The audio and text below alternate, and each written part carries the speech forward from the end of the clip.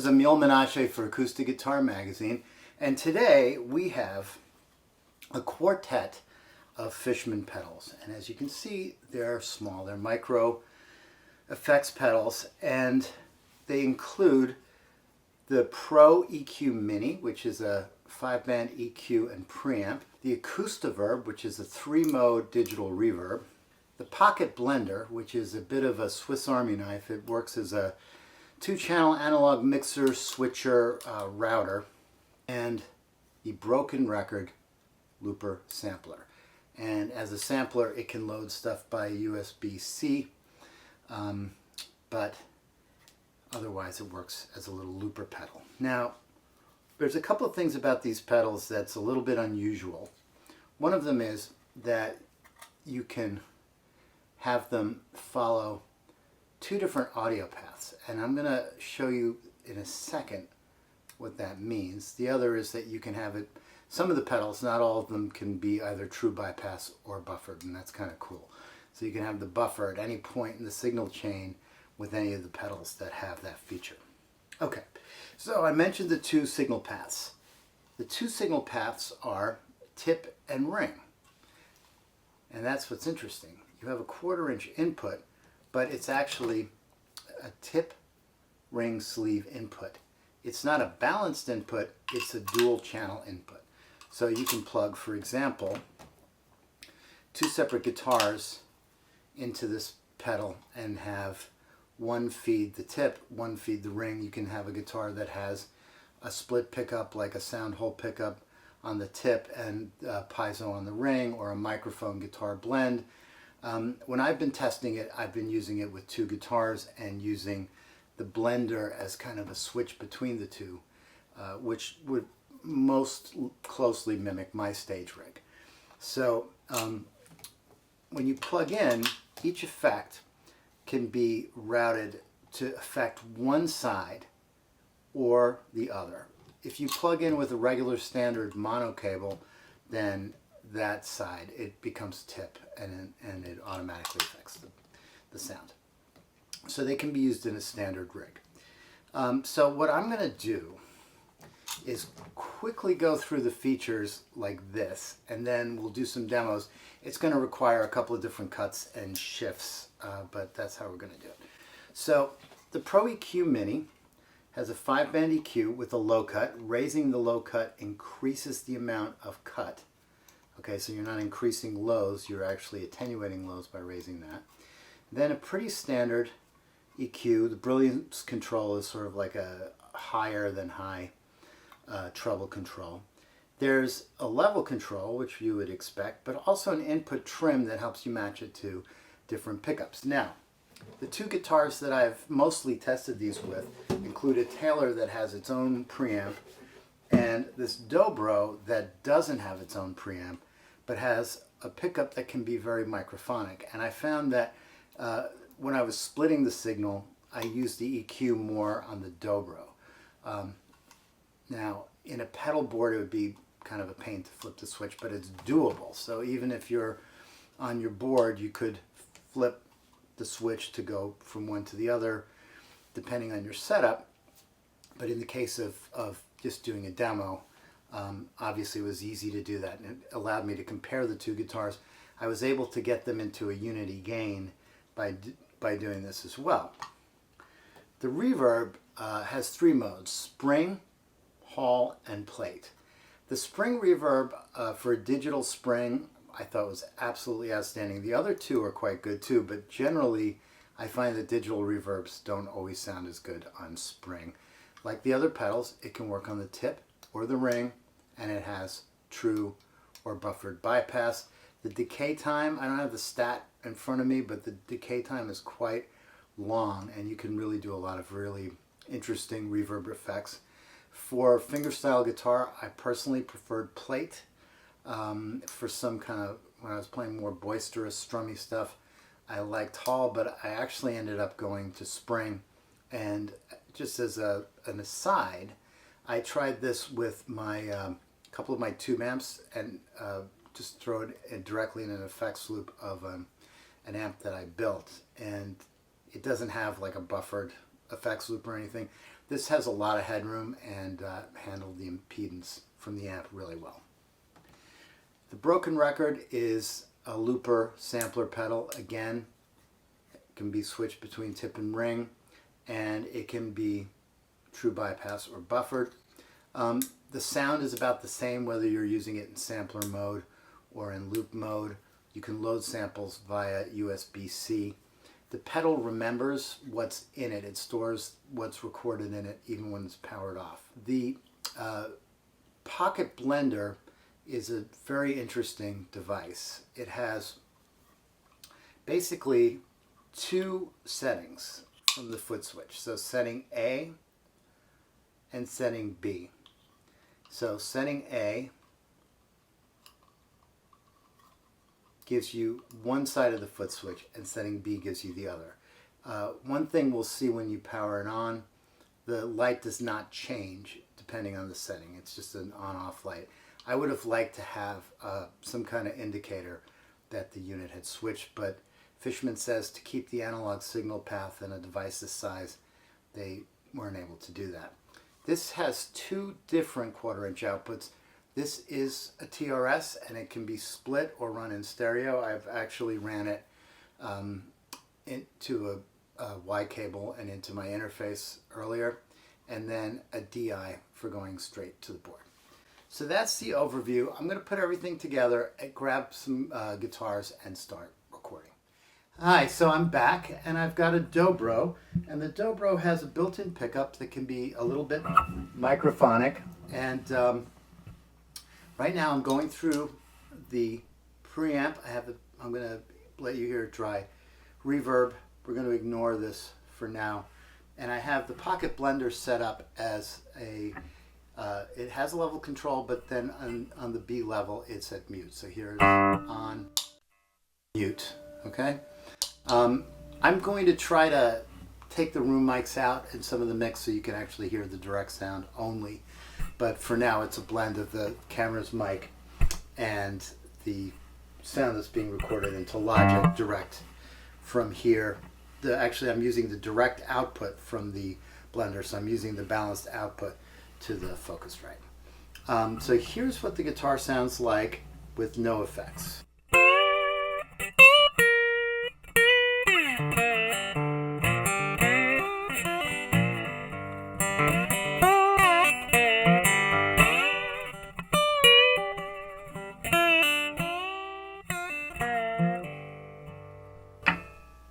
Okay, so let's use the Pro EQ Mini.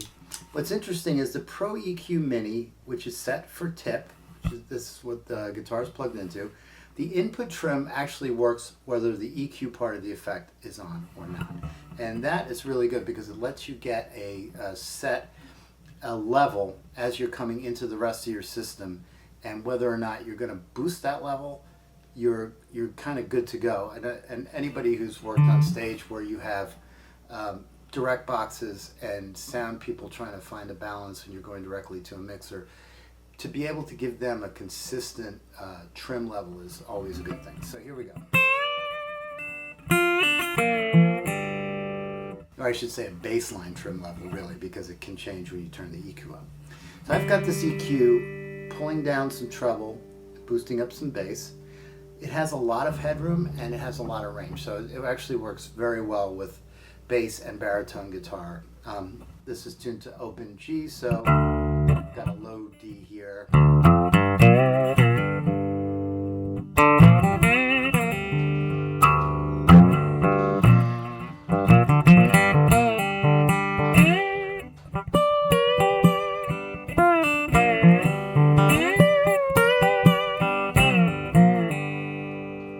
So now I'm going to turn on the reverb. I've got it set to spring. I really like the spring reverb. It doesn't sound boingy or fake. It just has a nice sound to it. You can control the tone. I have it at a little bit past midway. Level's about the same, so it's about 1 o'clock.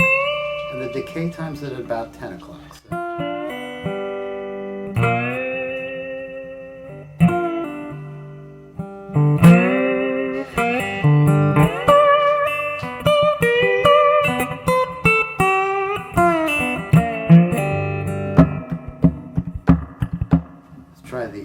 K time all the way up.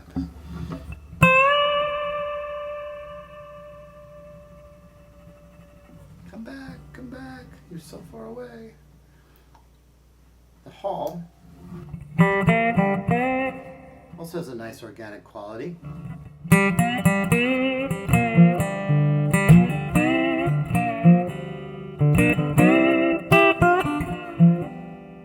then the plate.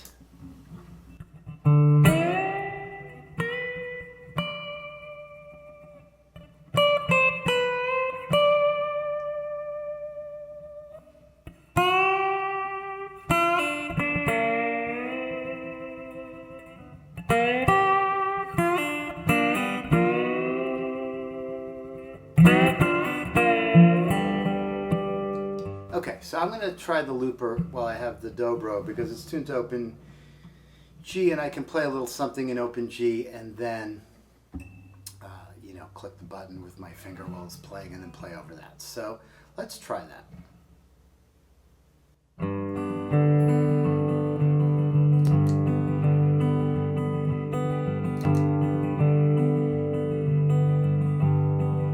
Now to overdub, you just hit it again.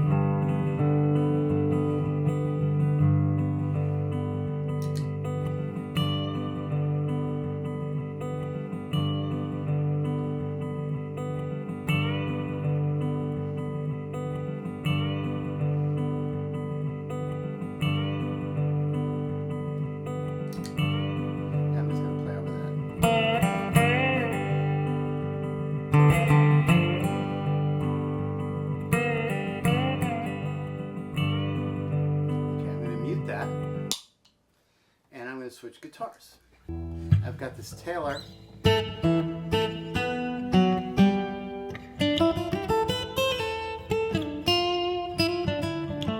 which has its own preamp, so I'm actually going to play the Taylor flat, adjust the input trim on the Taylor, bring it back a little bit.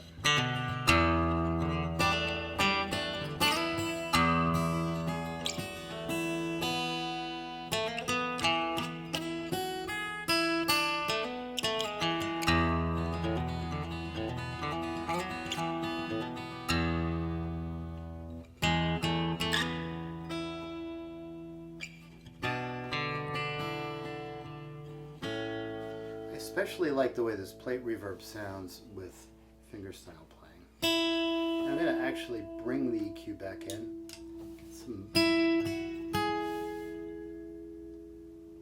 lows back in here.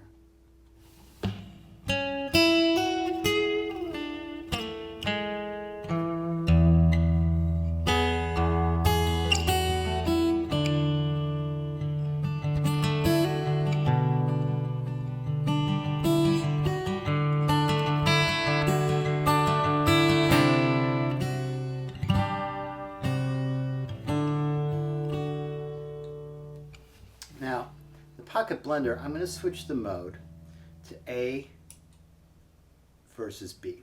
Okay, so here, you can use the fader to set 2 levels. So let's call this the main level, and then this the cut level.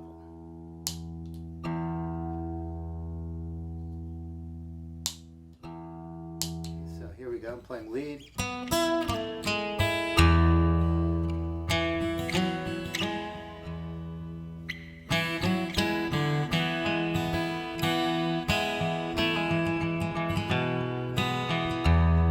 going to go to strumming.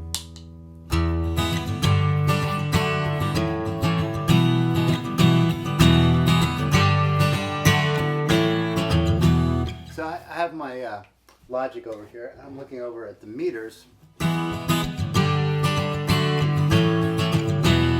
that gives me a nice balance between these two things. Now, obviously, if you have an EQ pedal that has a level control, you can use that as a boost, but what this does is it lets you change from your lead level and then attenuate a little bit, or vice versa, without actually affecting the overall tone. So I'm not changing the EQ. I'm not changing any of the levels going to any of these effects. I'm just changing this.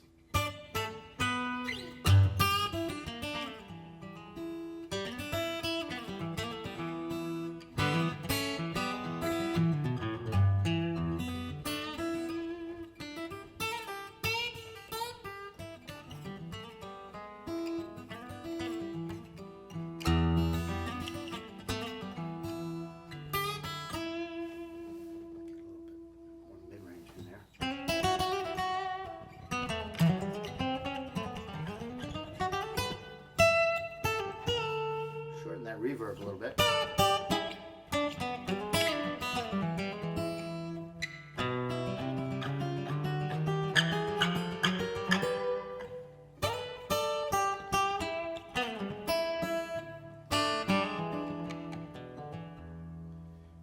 Okay, I'm going to be back again, and I'm going to plug the Dobro in along with this guitar and show you a little bit about how those things split. So here's the tip.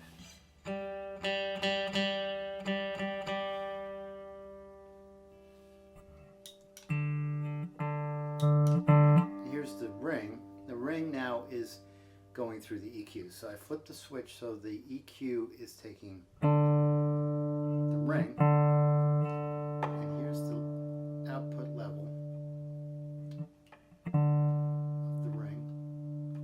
Okay, here's the output level.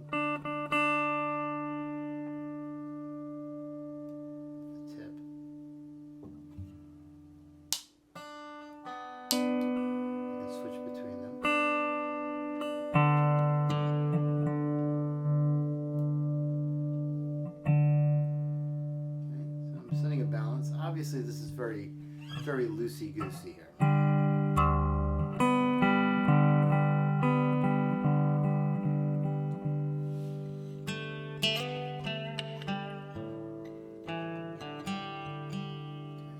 Set this to tip as well. I'm going to set the sampler / looper to tip as well. I'm going to erase what we had before. And then I'm going to do another one of these kind of things.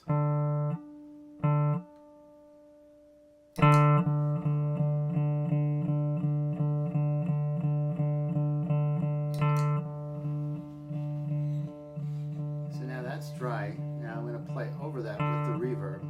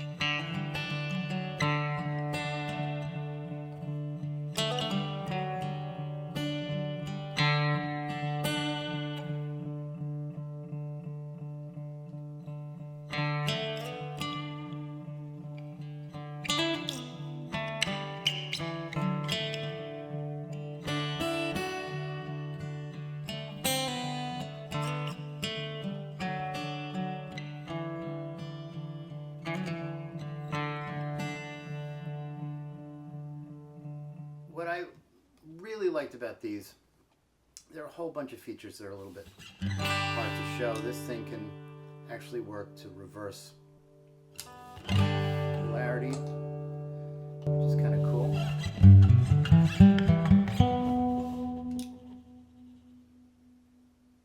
Bring this trim back.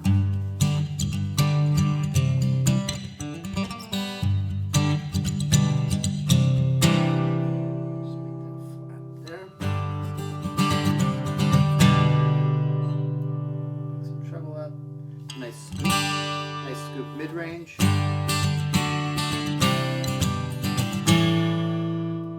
it down a little bit here.